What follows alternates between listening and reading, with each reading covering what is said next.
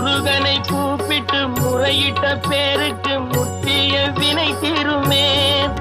உடல் பற்றிய பிணியாருமே வாழ்க்கை முற்றிலுமே நலம் பெற்று இனி துரமெத்த இன்பம் சேருமே.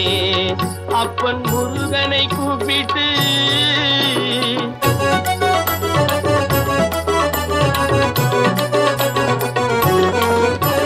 குமரனை கும்பிட்டு கொண்டாடுவோருக்கு குமரனை கும்பிட்டு கொண்டாடுவோருக்கு குறைகள் யாவும் போகுமே.